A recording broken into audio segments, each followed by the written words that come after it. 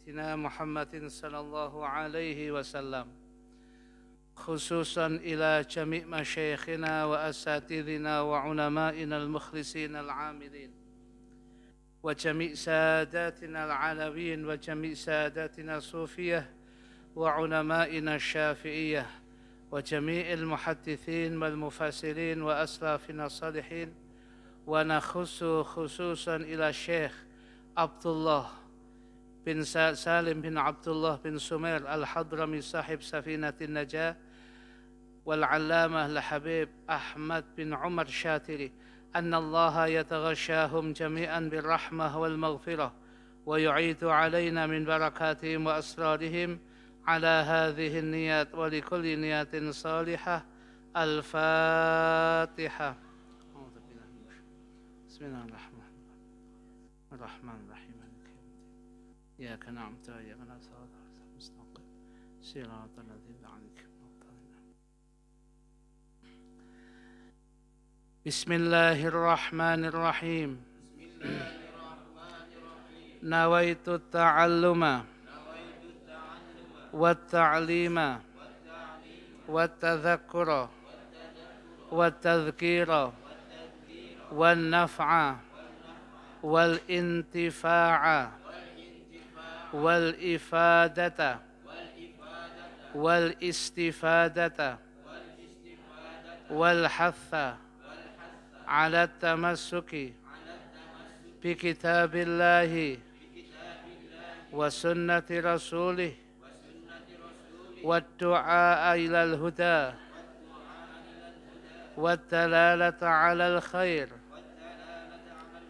ابتغاء وجه الله ومرضاته وقربه وثوابه.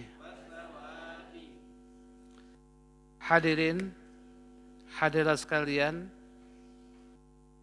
jamaah musalla Darussalam yang senantiasa dimuliakan oleh Allah.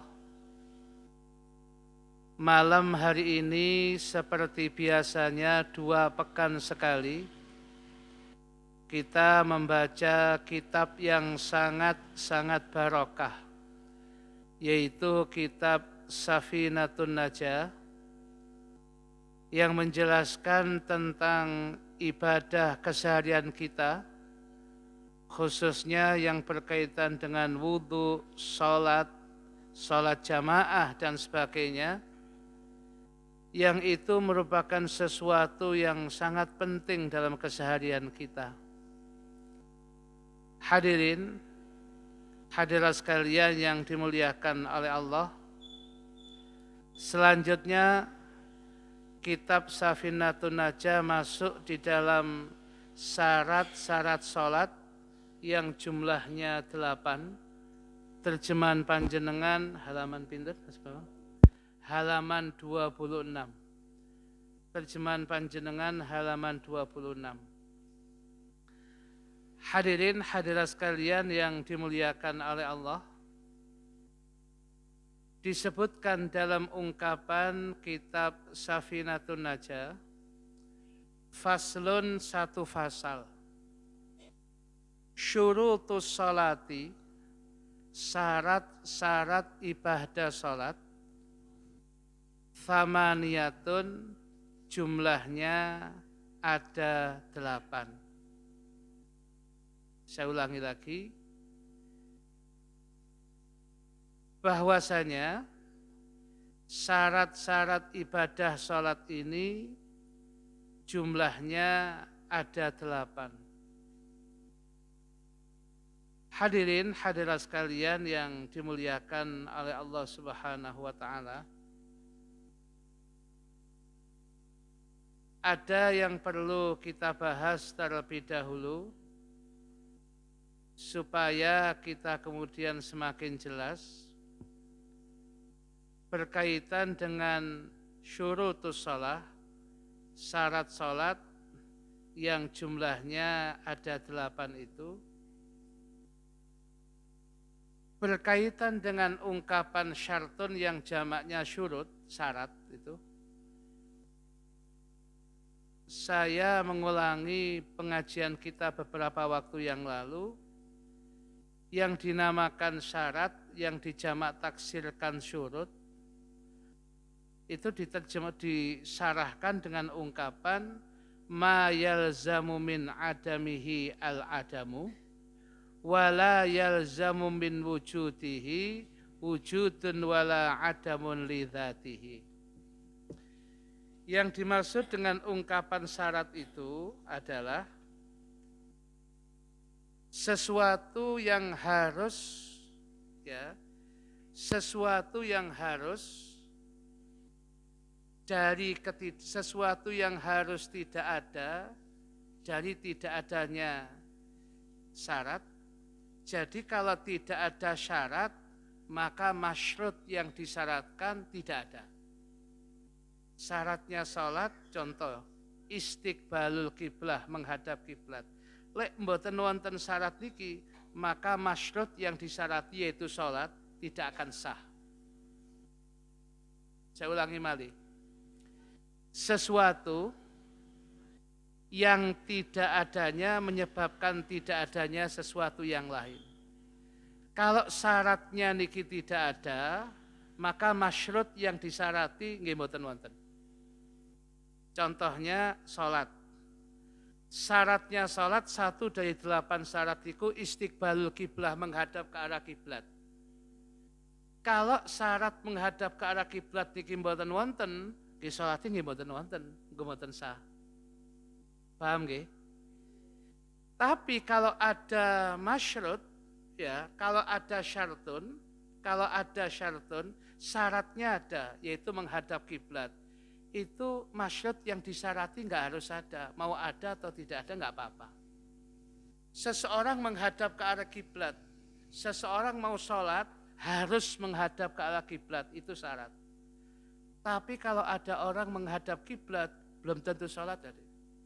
Loh sampean kok ngadap kiblat? Loh ndelok anakku lho dulinan kok ngono. Ya kebetulan ngadepi kono, lah aku mendelok. Loh sampean kok ngadap kiblat tenang yo. Rupane enggak ndelok manukku iku tak ndelok. Ya timbang ngetheki tak delok teko ado kene.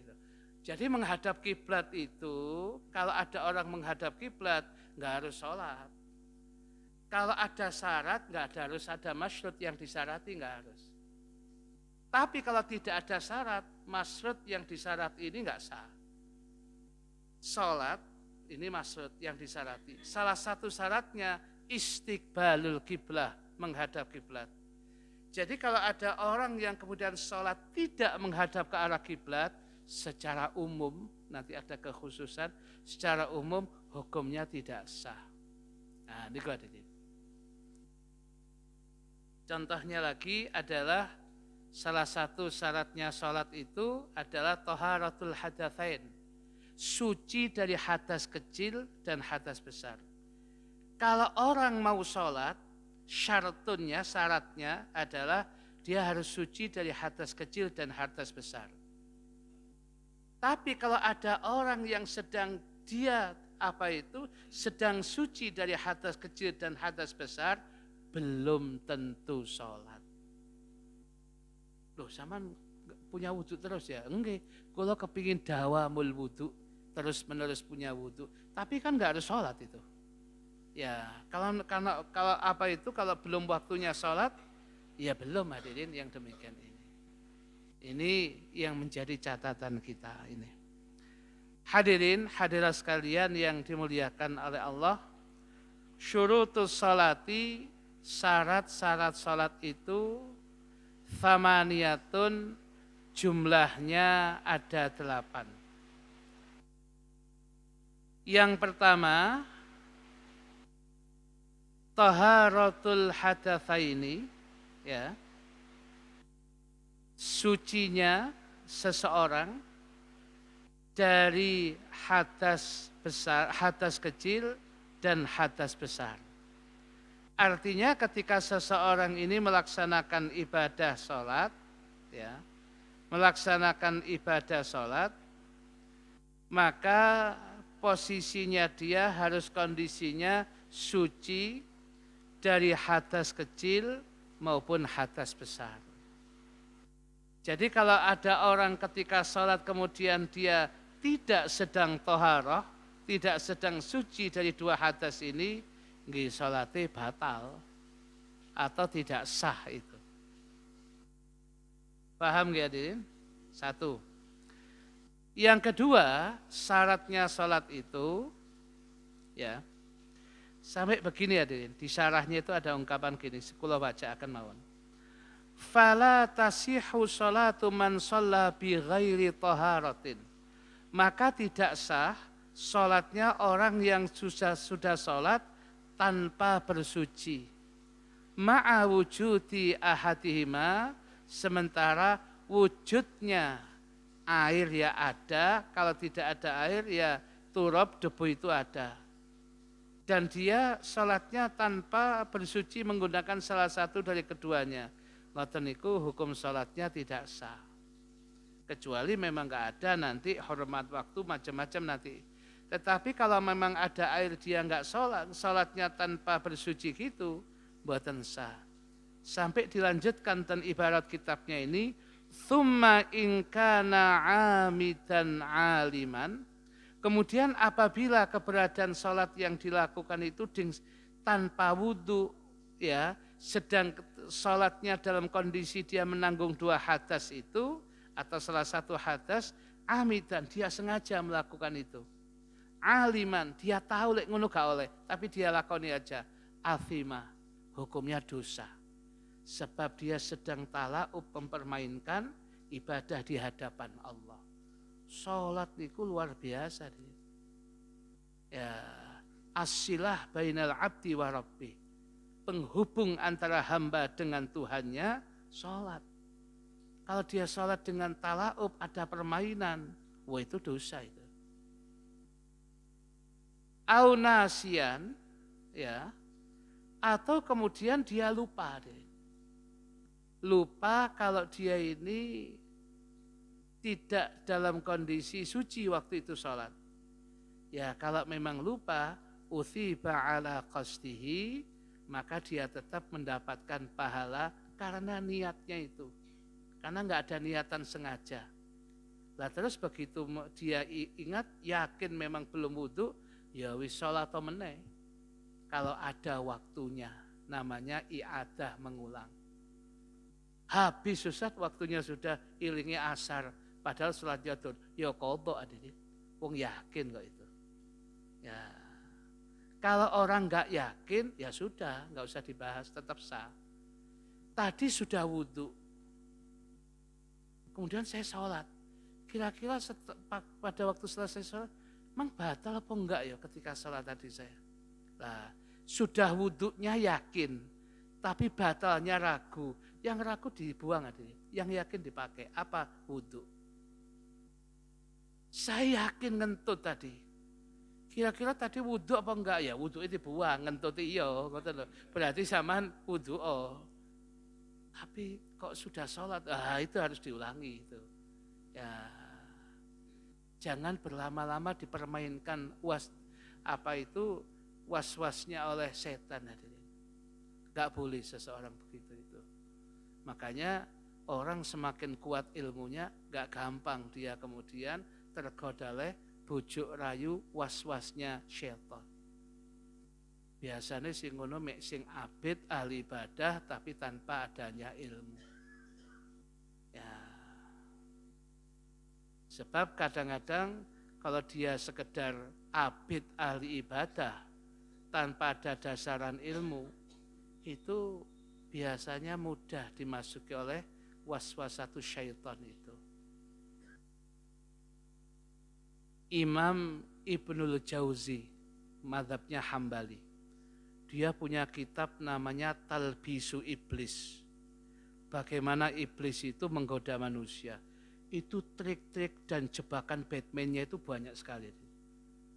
Jadi bagaimana sampai mulai yang kasar sampai sing halus, itu dibuat trik-triknya itu.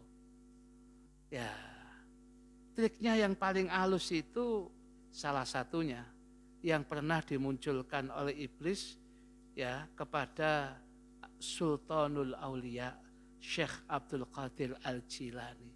Jadi sekelas Syekh Abdul Qadir Al-Jailani radhiyallahu anhu itu mawon digoda dene. Apa meneh Jailani Cipta Mulya. Lha niki lho. Syekh Abdul Qadir Jailani ini kalau sekelas begitu, apalagi godaannya itu begitu tipisnya. Ya, cara menggodanya itu begitu halusnya. Ketika beliau zikir kepada Allah, sedang munajat kepada Allah, tahu-tahu di depannya itu ada sinar. Ya, ada sinar yang apa itu yang jelas, kemudian ada hatif suara. Ono sinar, ono suara. Iki lek kena wong cipta mulya kan wis dadi adik. Yes.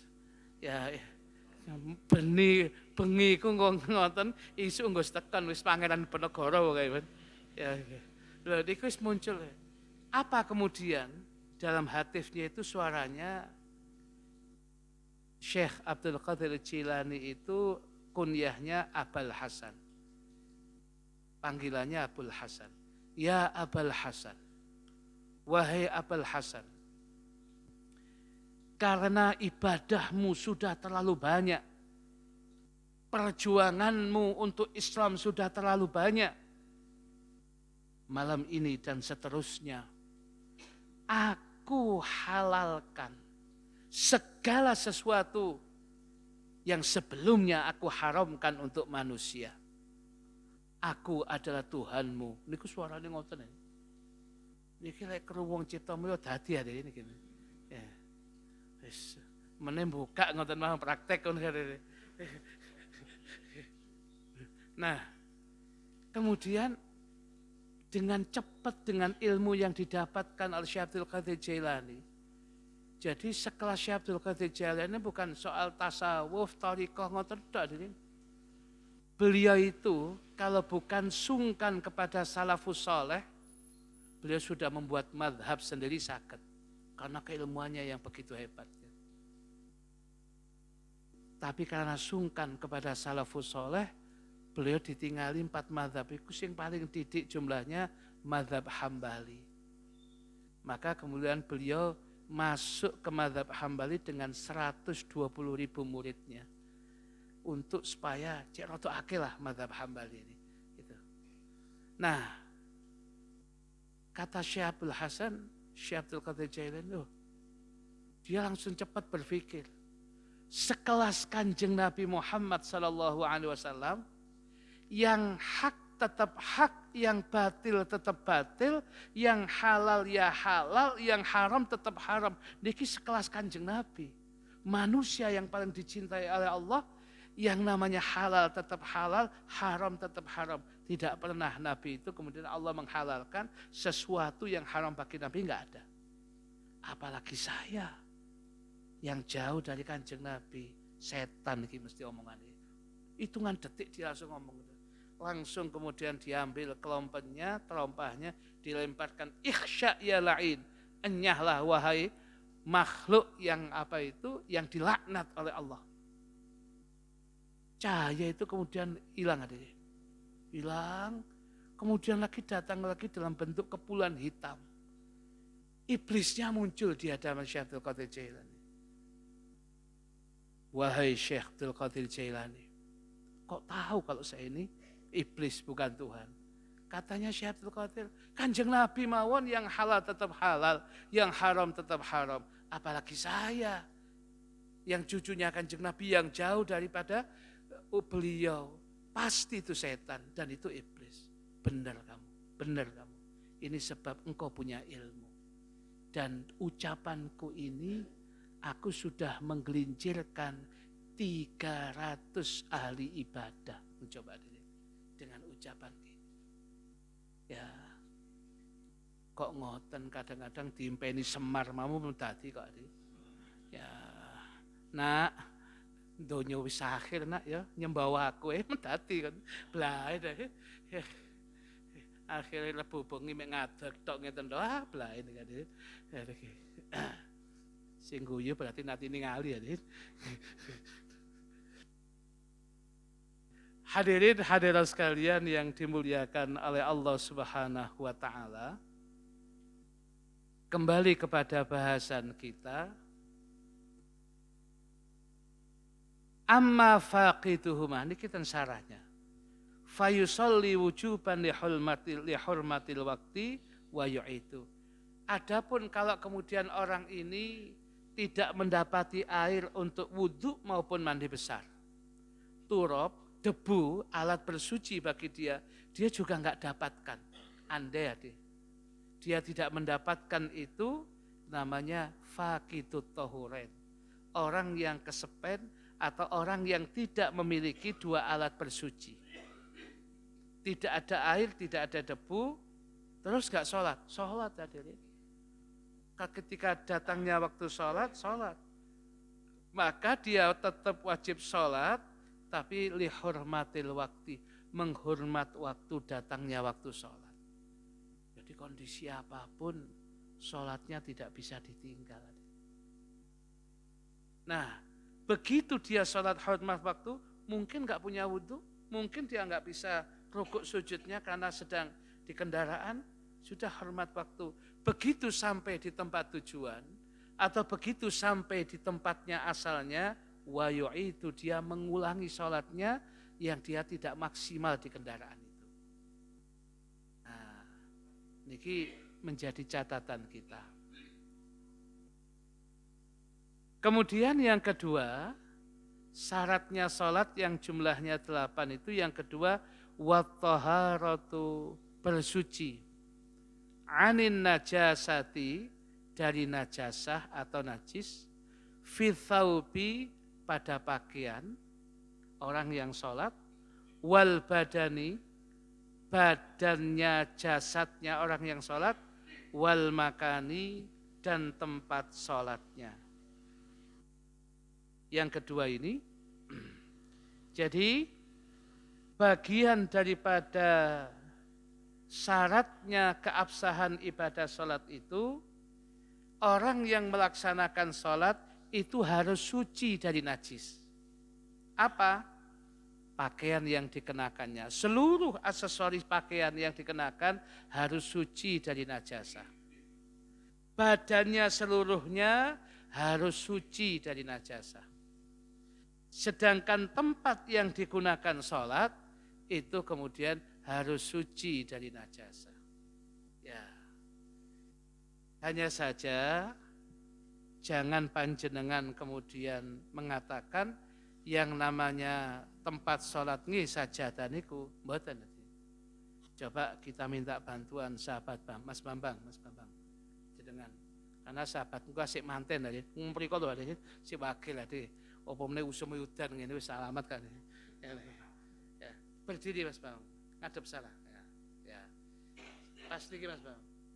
Katakanlah niki satu sajadah. Ketika beliau melaksanakan sholat gini, ya katakanlah sholat gini, yang namanya tempat sholat sing dicai tok niku ade. Sing dicai sahabat Bambang, Mas Bambang niku, sing dicai Pak Mudin niki, nggih niku ya namanya tempat sholat. Andai kata nyun sewu Mas Bambang, ini kemudian ada najis tadi, najis jatuh. Niku mboten langsung batal sholatnya. Loh, tempat sholatnya kena najis. Mboten, sing dinci ini kutok loh sholatnya. Sebab dia bisa jadi bergeser, asal tidak 3 kali berturut-turut, bergeser sebelah kanan, sebelah kiri, dia sakit. Atau dengan caranya dia nanti ketika sujud, ojo sampai menyentuh sama sekali, kalau itu bisa, ya sah saja sholatnya. Jadi kalau ada niku serban kula niku katakanlah barang mutanajis jatuh, ini tidak langsung batal sholatnya. Sebab yang dinamakan makanus sholat, tempat sholat, sing dicai tok itu. Ya, sing dicai oleh kakinya, kurang mantep, degil itu loh. Ketika rokok, ya sudah itu aja. Ya, ketika sujud, sami Allahu liman hamidah, mungkin bisa bergeser pelan-pelan, jangan 3 kali bergerak. Ya, lagi, coba lagi. Ya, sekarang sujud. Pokoknya dia tidak menyentuh serban nikawau, apa yang disujudi itu tempat sholat. Sedangkan yang enggak, sudah. Sambut Mas Bambang. Saya usah. Jadi yang namanya apa? Tempat sholat, yaitu hadirin. Jadi kalau kemudian ada orang yang kemudian dia ini di tengah sholat ada di depannya keluguran barang najis, gak langsung batal sholatnya. Dia masih bisa bergeser ke kanan dan ke kiri. Jadi yang nama tempat sholat itu bukan sajadah kotak, itu tempat sholat, bukan. Yang kita injak itu tempat sholat kita. Ketika sujud, apa yang bersentuhan dengan badan, tangan, kaki kita, ya, lutut kita, dengkul kita, kepala kita, itu tempat sholat. Selain yang enggak tersentuh, ya tidak. Nah, paham gak? Selama ini kan pikiran kita beben sajadah di kotak itu tempat sholat. Itu apa itu? Boten ngoten. Nah kalau itu bukan tempat sholat, kenapa ada orang lewat kok diginikan Ustaz? Enggak boleh. Loh, orangnya kan lewat di depan orang sholat, bukan lewat di tempat sholat. Orangnya itu lewat di depan orang yang sholat, lewat di depan orang sholat, itu ada hadisnya, hukumnya haram. Ya, makanya diginikan. Ya. Lu cek diginikan itu kadang-kadang cek ngotot tadi. Ya, saking sholat gak sholat alukum tadi. Nah, kemudian itu yang kedua. Sedangkan yang ketiga, wasatrul aurati, ya, yang ketiga itu menutup aurat. Sedangkan bahasa menutup aurat nanti dibahas di dalam kitab Safina itu lengkap. Aurat nanti itu ada 4. Jadi katakanlah laki-laki ma baina surrah wa rubbah, yang namanya auratnya laki-laki itu adalah pusar ke bawah, lutut ke atas.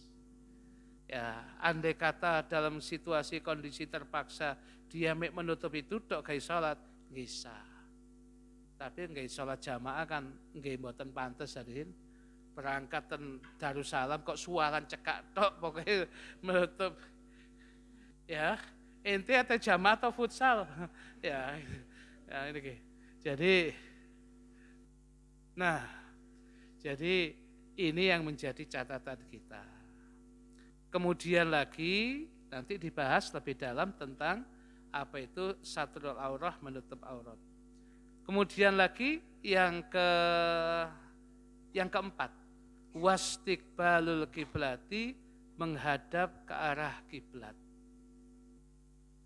Di dalam ungkapan syarahnya niki hadirin ada tambahan begini. An yastaqbilal musolli ainal ka'bati bisadrihi. Ya.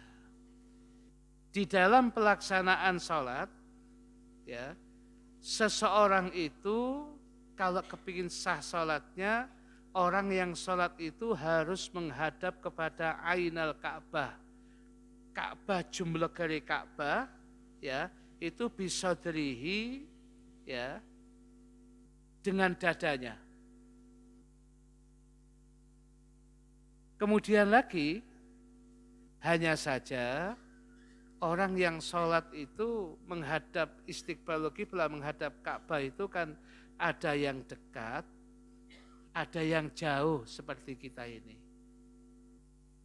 Maka kalau kemudian dia dekat, artinya di dalam Masjidil Haram atau di Mekah, wajib memang mengarahkan kepada Ainul Ka'bah, benda Ka'bahnya. Dirinya itu, ya, dadanya itu diusahakan ngadep sana. Lek mencong jidik, kemudian enggak ke Ka'bah, boten sah. Tetapi kalau kemudian dia jauh hadirin, maka arahnya adalah jihadul Ka'bah. Arahnya Ka'bah itu kemana? Di barat Ustaz, ya kurang lebih barat yang sebelah mana? Ya kurang lebih itu. Ya sebab semakin jauh rodok benceng didik nggih tambah ato deh, tambah wah. Matematikanya kan begitu. Nyelentangi kan tambah ato. Tetapi hal ini dimakfu hadirin. Sebab kita ini kadangkala ngepas noniku mboten saged. Tetapi berdasarkan kompas yang ada, saat ini tambah ada Google Map dan sebagainya, Ka'bah bisa kemudian kondisikan, kemudian kita paskan itu. Kalau kemudian memang kita berusaha sudah dikompas dan sebagainya, nggih kurang lebihnya dimaklumi ya. Ya, ya memang 1 senti gak podo itu kan tambah nyelentang tambah ado. Tetapi ngoten niku dimakfu asal mengarah. Ya, mengarah ke kiblat. Ya, apalagi kalau sudah dikompas. Sudah dihitung dengan kompas, apalagi sekarang dengan Google Map, ya, Ka'bahnya di sini, Mushola Darussalam, kemudian lah, kalau sudah begitu, insya Allah.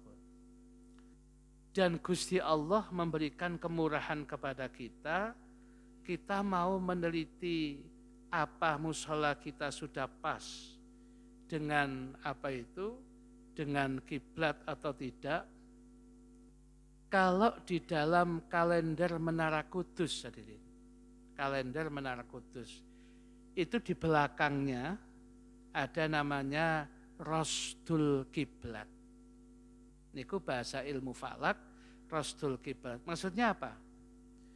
Pada waktu-waktu tertentu 1 tahun mungkin 2 kali. Yang namanya matahari itu pas di atasnya Ka'bah. Sehingga kalau kemudian dari yang namanya Ka'bah ini ditarik ke matahari, ya, ini lurusnya podo ini. Sehingga kalau kemudian matahari ke sana, katakanlah di sana, kita tarik ke bawah, kemudian kita tarik ke mushola kita, atau kita tarik ke tempat sholat kita, kok persis, alhamdulillah. Berarti memang apa itu, mushola ini sudah cocok kiblat. Dan itu di semua tempat bisa begitu. Makanya 1 tahun itu ada 2 kali. Jenengan tingali ya apa itu kalender Menara Kudus. Insya Allah keadaannya Habib Soleh di belakang. Namanya Rosdul Kiblat. Jadi pada waktu itu ya ada jam-jamnya itu yang namanya menurut ilmu falak, matahari itu persis kalau dibuat garis lurus ke atas, itu persis di atasnya Ka'bah. Nah bagi kita, begitu matahari itu kemudian dianggap persis, maka kita ambil kemudian dari apa itu, dari matahari itu diluruskan, ya 90 derajat, dipaskan itu titiknya mana, dari situ kemudian dipaskan dengan mushola kita, atau rumah kita yang biasa kita gunakan sholat, cocok. Nah, kemana arahnya? Ya itu saja tinggal dibenak nanti. Oh, sudah tepat Ustaz. Alhamdulillah, berarti alhamdulillah. Itu setahun 2 kali.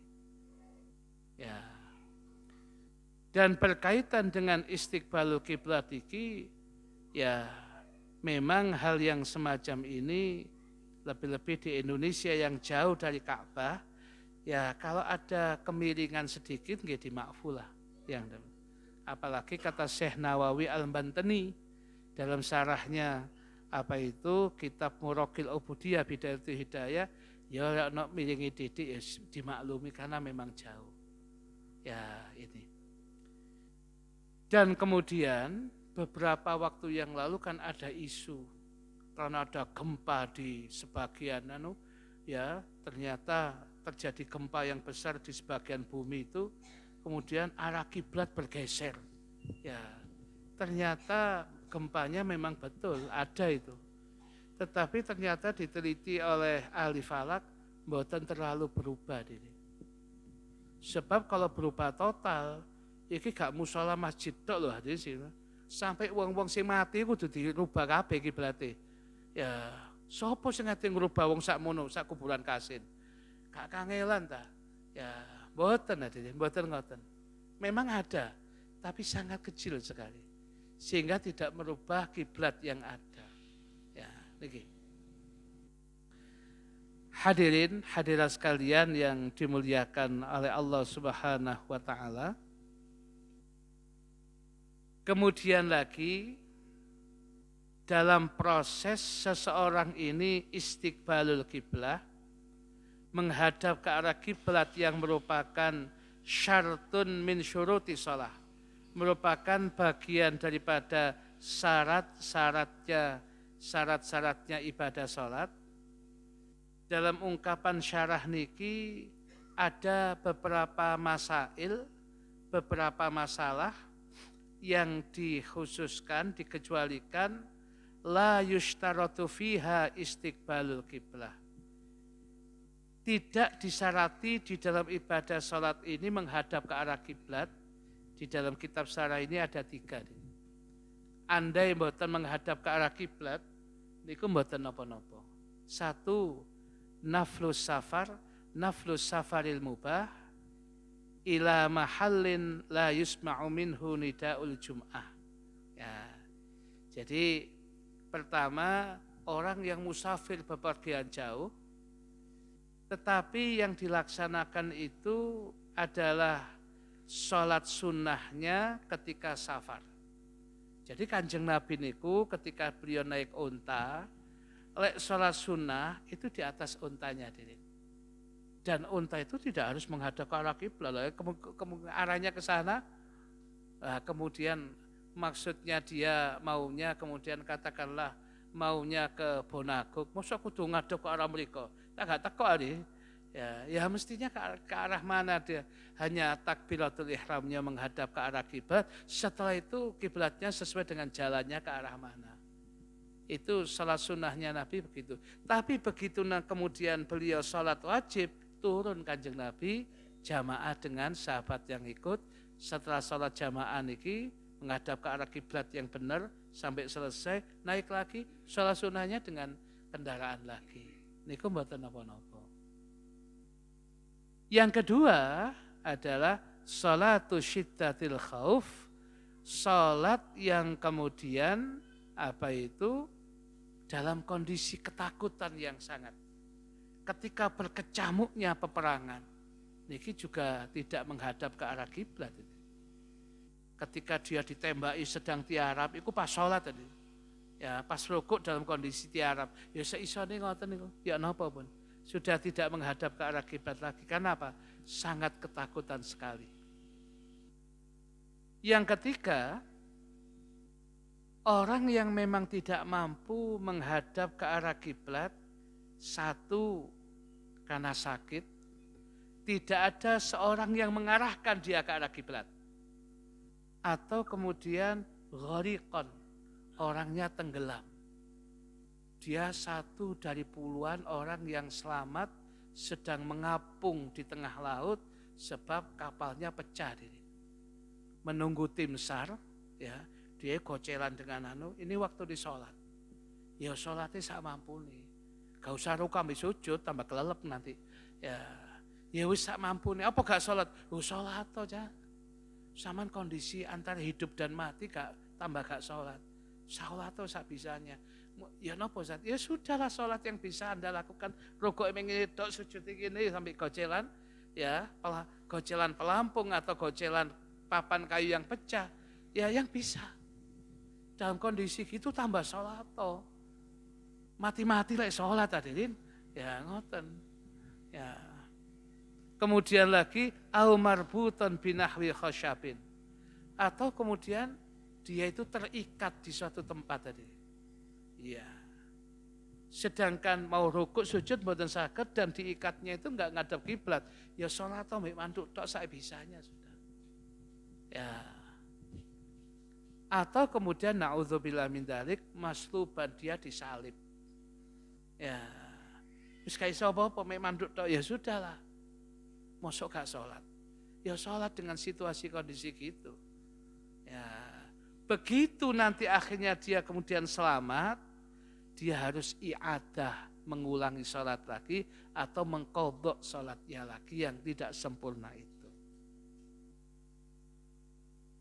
Loh, kalau begitu Ustaz, yo nanti aja kalau sudah kita selamat. Iya lek selamat, lek gak selamat ayo.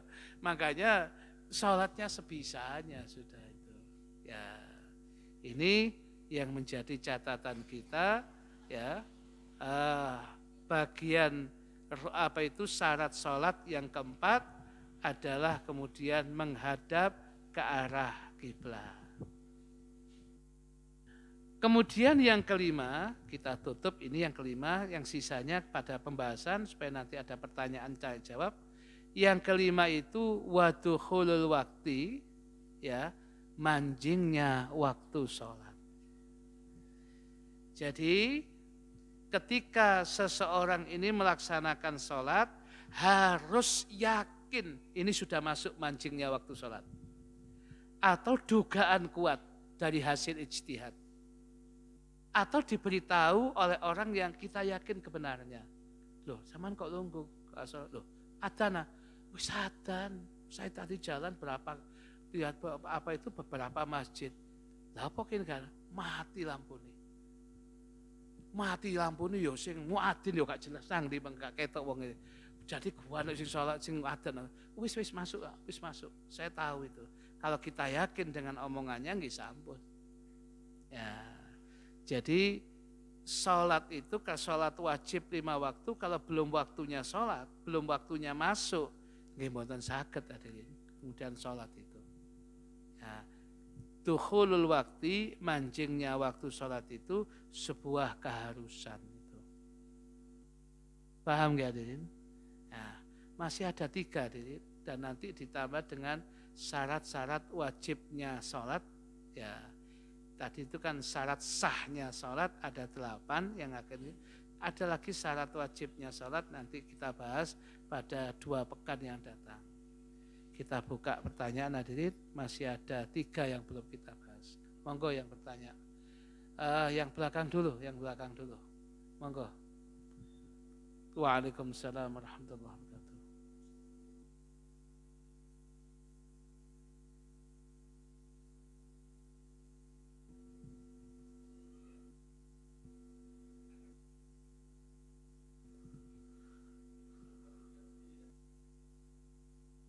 Iya.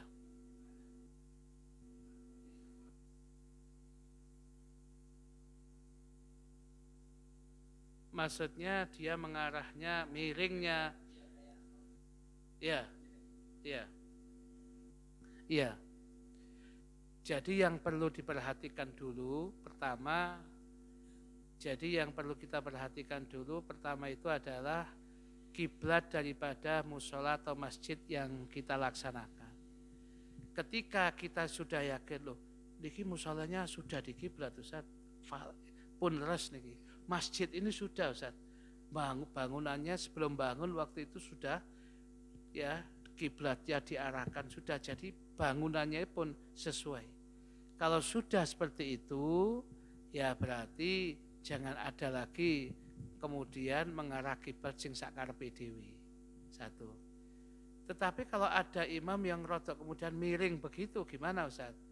Ya kita ingatkan bahwasanya masjid ini sudah di kiblat dan benar. Kalau kemudian dia memahami, mestinya ngerti. Tetapi kalau kemudian dia boten, perasaan kula kurang titik, kula miring yang demikian ini. Oleh Syekh Nawawi Al-Bantani, kemiringan itu asal boten kenemenan masih dimaklumi. Ya, nanti saya lihatkan di dalam syarahnya Muraqil Ubudiyah, Bidayatul Hidayah, kemiringan yang masih ditoleransi itu berapa? Ya, kadang-kadang kan wonten imam orang nggih dhewe itu, perasaannya dia gitu. Ya, kita ditoleransi itu berapa? Tapi kalau kenemenan nggih leres, makmumnya memang bingung. Ya, idealnya memang tidak membuat seperti itu.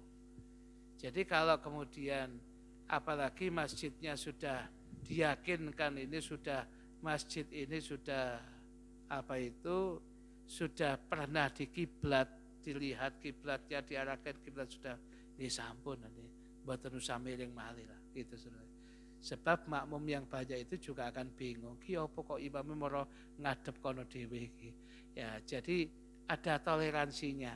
Rodok miring titik nggih gak apa-apa lah. Tetapi kalau kenemenan, ojo sampai itu, jangan itu. Ya, insya Allah nanti saya lihatkan toleransinya berapa. Tapi kalau sudah masjid atau musola ini sudah di kiblat, idealnya tidak membuat gaya sendiri. Idealnya. Sebagai kata niki, akhirnya makmumnya bingung, ki opo sih karepe. Ya itu catatan kita. Ya, Mas Azam, monggo.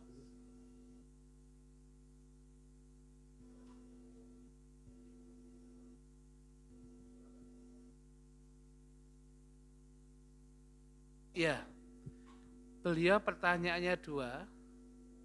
Yang pertama, bolehkah sholat ini pakai kaos tangan? Jawabannya boleh. Ya, baik laki maupun perempuan, sholatnya pakai kaos tangan boleh. Sebab tangan itu tidak harus dibuka. Yang maksyufah, yang terbuka dan kitab Safina nanti aja adalah apa itu baduk niki. Ini wajib maksyufah. Dan ini pun tidak terkena semuanya. Mosok wonten badhe wong kotak ngoten pas ngoten. Kan mesti nggih rada miring ngene. Ya, mboten wonten badhe wong kotak mboten wonten pas ngoten. Mesti ba'dun itu sebagian saja yang terkena. Dan sudah kalau sudah terkena itu sudah, sedangkan katakanlah tapi ini wajib diletakkan di bumi. Tapi tidak harus basyarah kulitnya itu menyentuh bumi mboten. Andai kata ada perempuan yang pakai kaos tangan, ada bapak yang kemudian pakai kaos tangan, sholatnya seperti itu, boleh mas. Ya, boleh itu. Yang kedua, bagaimana hukumnya sholat itu kemudian pakai masker? Secara umum ya, sholat pakai masker itu hukumnya makruh.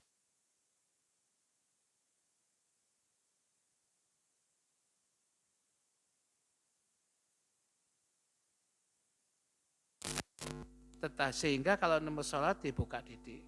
Kecuali kondisi darurat tadi. Betul-betul di udara itu sudah ya Omikron itu mana-mana sudah ya sudah dihirup saja. Nah, itu kan kondisi darurat. Ya pakai terus gak apa-apa. Tapi kalau kemudian jenengan pakai masker atas ngeten iki, monggo pakai, harusnya nggak apa-apa. Kadang-kadang penyakit itu kadang-kadang ya di udara. Tapi ketika sholat, dukno dilepas atau diturunkan. Nanti setelah sholat dipakai lagi. Ya, yang ibu-ibu pun juga demikian. Ya, yang biasa pakai cadar pun dibuka. Nanti setelah itu pakai lagi nggak apa-apa, harusnya gitu. Ngerti maksudnya. Kemudian yang namanya katakanlah sampai hidungnya tidak sampai menyentuh. Jadi ketika sujud itu ya kalau kemudian yang namanya baduk niki memang wajib terkena tempat sujud. Sedangkan yang namanya apa ini hidung ini sunnah saja. Ya, enggak harus hidung dikenakan tapi tidak dikenakan itu sunnah. Sebab kan hidung itu ada dua, ada yang mancung keluar, ada yang mancung ke dalam. Lah sing rada abot iki mancung ke dalam iki kan enggak langsung itu. Tetapi kalau kemudian hidung terkena kemudian tempat sujud itu pun sunnah. Gak kena Ustaz, yang terpenting baduknya terbuka terkena selesai. Ngoten. Ada lagi yang tanya lagi? Oh nggih, monggo. Agak keras nggih. Monggo Mas Safi.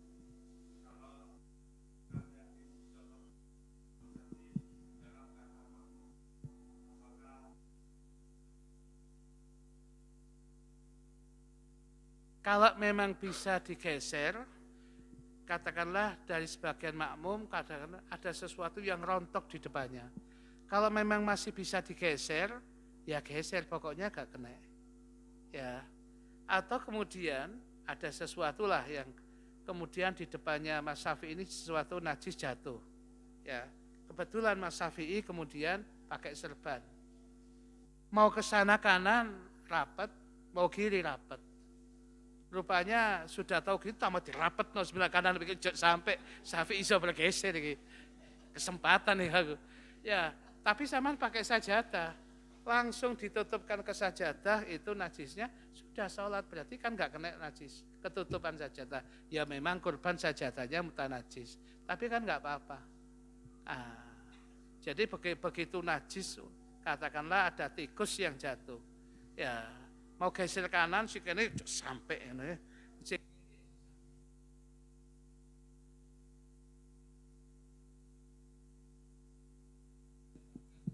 Yang begini supaya nutup, kemudian sholatnya tetap dilanjut. Ya, salatnya tetap bisa dilanjut. Karena dia sudah ketika bagian tubuhnya andai kata kemudian tidak akan terkena najis. Berarti salatnya sih sah, Mas. Ya. Kalau bisa geser, geser aja. Gitu. Itu ya, Mas. Sudah, Mas Abi? Ada lagi yang tanya?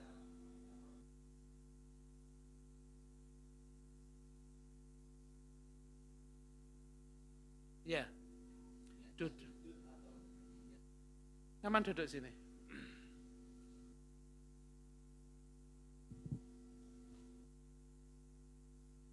Duduk di antara dua sujud. Itu masuk maju lagi sedikit. Jadi idealnya seperti ini. Jadi ada batasnya pada lutut itu, jari jemarinya juga pada batas itu. Untuk duduk di antara dua sujud atau jalsatul istirahah itu yang rakaat pertama, kedua, tiga ke keempat itu kados ngeten. Lek ngeten itu kurang sunah. Ngeten kurang. Ya, ini ki sunah hayat mawon, tapi idealnya mboten ngeten. Coba Mas Bambang lagi. Ya, rada maju didik. Itu sunahnya seperti itu. Ya, niki. Pun nggih. Sunahe kados ngeten, Mas. Sampun, Mas Bambang? Iya, sudah. Ada lagi yang tanya? Nggih, monggo.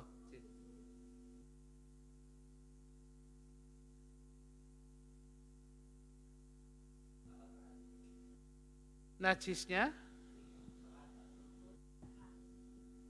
Oh, nggih. Nggih.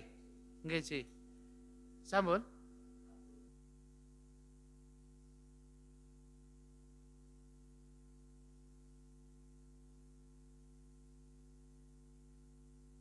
Iya, iya.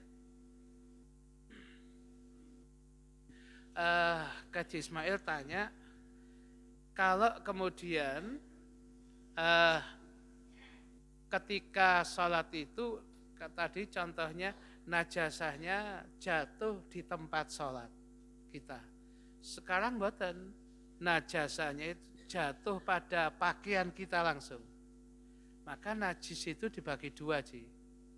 Ada yang kering, ada yang basah alias nyemek-nyemek. Ya ini. Jadi kalau kemudian najasahnya kering, jatuh begini katakanlah dek, kita bisa langsung gede dibuang, ya selesai sudah. Ya, tapi kalau kemudian basah atau nyeplek, biasanya nerembes sudah mutan najis sudah pakaian. Lah kalau memang yang terkena itu serban bisa kita lempar. Tapi kalau pakaian, ya batal sih sudah sholatnya. Ya, apalagi kalau mutan najisnya basah digini kan terwambah kemana-mana. Ya sudah batal itu. Nah kalau batal ya segera mundur. Jangan di situ terus. Kau pun tak gaya-gaya sholat, kok gaya-gaya sholat. Mundur ya. Jadi zaman itu sudah bukan orang sholat itu. Ya, jadi ini. Kemudian yang kedua, ya.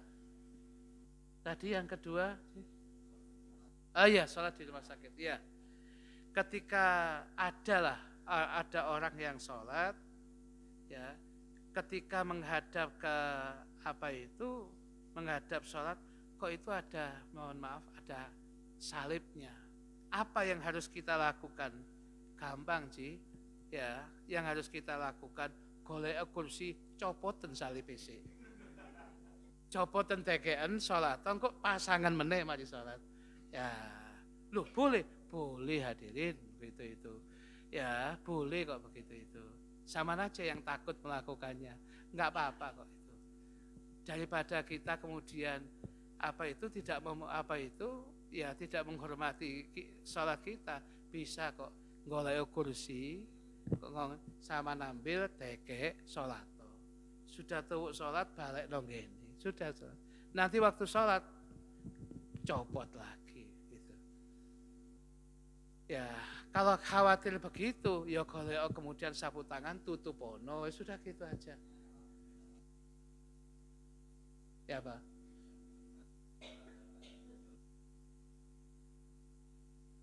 Ya, tapi kan ada yang jaga, sih. Masa enggak ada? Kan sudah dikondisikan, waduh nong ini kan sekeliling ada iku copotan iku engko aku salah aja lali lho. Kan bisa. Anu rupane sing jogo kabeh, rupane gak teko kabeh. Ya, sudah kalau sudah situasi kondisi yang betul, salatnya tetap sah sih. Ya, salatnya tetap sah gitu itu. Sekalipun ada yang mengatakan makruh, lah makruh itu kalau tempat ibadahnya orang lain kita gunakan. Sekelas Sayyidina Umar bin Khattab dipersilahkan oleh uskup yang ada di Palestina itu, yang di Bethlehem itu, untuk kemudian sholatnya di dalam, ya di Baitul Maqdis, untuk sholat kemudian di dalam gereja. Sayyidina Umar bin Khattab mboten kok beber nak jopo kok sholatnya di luar. Disuruh ke dalam enggak mau. Sebab supaya nanti ke depan tidak jadi hal yang kemudian salah. Umar gelem mlebu kok sholat tuh. Umar kini kok gak gelem, mboten-ngoten. Ya, jadi Sayyidina Umar itu tahu ke depan ya apa harusnya. Maka beliau disuruh enggak mau. Ya, dia tetap sholatnya di luar itu dengan beber sajadah sendiri. Di luar dari gereja yang ada pada waktu itu. Nah, jadi kalau kemudian rumah sakit kan sifatnya umum sih, bukan tempat ibadah khusus. Ya, siapapun bisa ke situ. Makanya saya katakan lagi, ya copot aja, nanti ditempatkan lagi. Ya, kalau kesulitan tutup saja. Ya, kalau memang sudah nggak ada, sudah sholat pada situasi kondisi seperti itu. Ya, ini sah sah. Itu bukan hal yang membatalkan, tapi bisa jadi mengusik ketenangan kekhusyuan kita. Makanya kalau bisa ya disingkirkan sementara. Ya, ngoten sih. Ya, cukup. Terakhir nggih, Mas, terakhir. Akhir man sa'alah. Ya. Ya. Iya. Ya.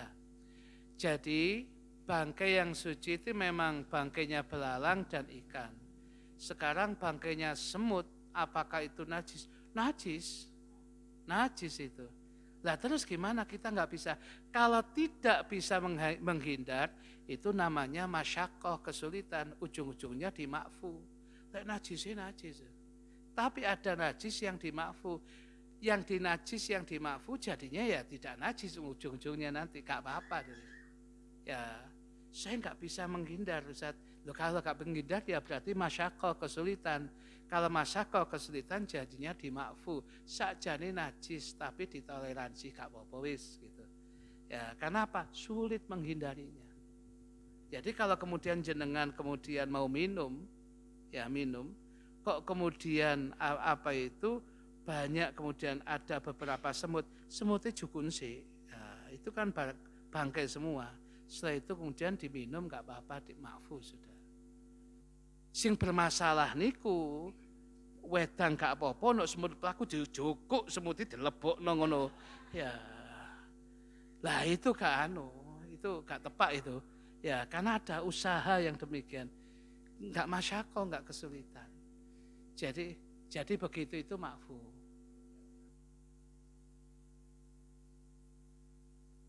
Makfu, Mas. Makfu itu.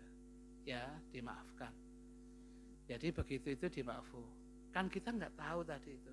Dan umumnya nggak ada semut di situ. Umumnya kesak itu kan duit ya, Mas.